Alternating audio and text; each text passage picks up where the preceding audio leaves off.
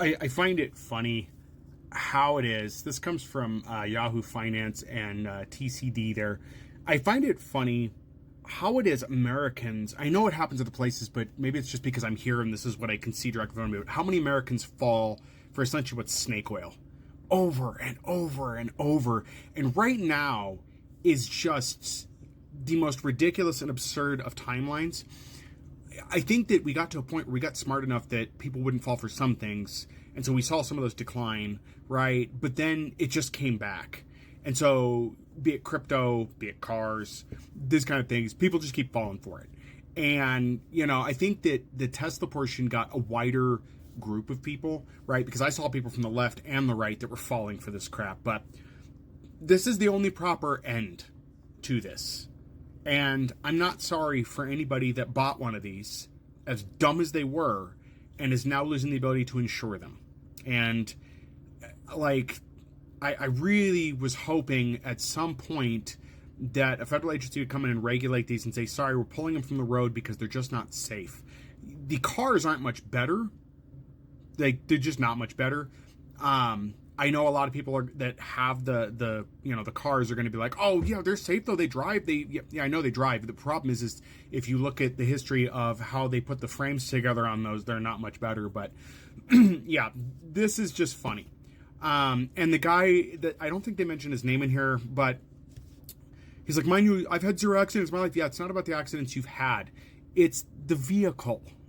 Now, the guy, he shared a letter from the Hanover Insurance. They stated essentially that unable to adequately rate and underwrite this vehicle because of its limited production and that its design represents a unique challenge as it poses an extraordinary expense for repair and replacement under comprehensive or collision coverage. And yeah, this isn't like Toyota that produces tons of these. There's not a lot out there, and the parts are very specific that there's no aftermarket or anything. So they're not going to get good competitive rates, and I guarantee you Tesla's not going to cut a good deal to the insurers to get repairs done. So it's too expensive. And so what you got is a bunch of people that dropped the cash on these that really did not have the budget. If it wasn't for a lease option, these people would not be able to, well, not lease, I should say lease or loan option, would not be able to afford these. It'd be like if you went and bought a Lamborghini tomorrow, right? But the payment agreement was either a lease or a loan where it was like $300 to $500 a month, right? So you could probably swing that. And then you're like, but if it gets broken, I couldn't do that. And they're like, no, with insurance, we'll make it affordable. But then the insurance companies went like, yeah, no, those are too expensive for you to own. You should be in something that, is cheaper to replace and repair, because most people could not afford the insurance payment on a Lamborghini. Right?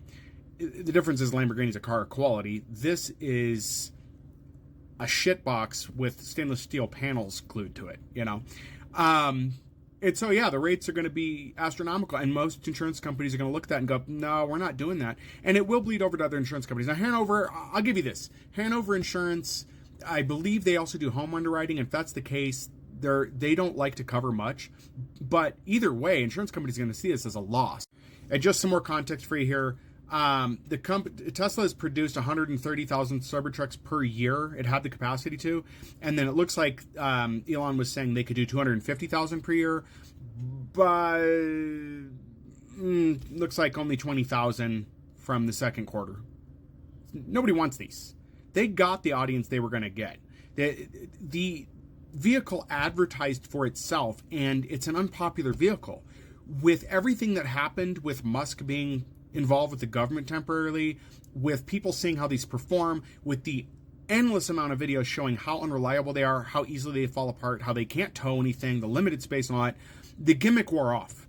A lot of people overlooked when a steel ball was thrown through the window. They look the other way and they're like, not a problem.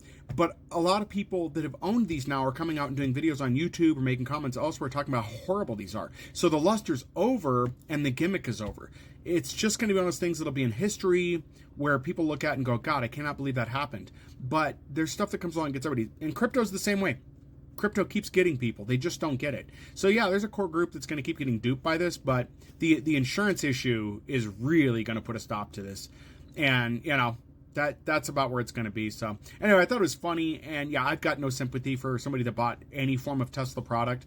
You supported, somebody who decided to become really, really just horrible, and then still tried to shill the products. And it's amazing how we're not hearing much from Mr. Musk at this point.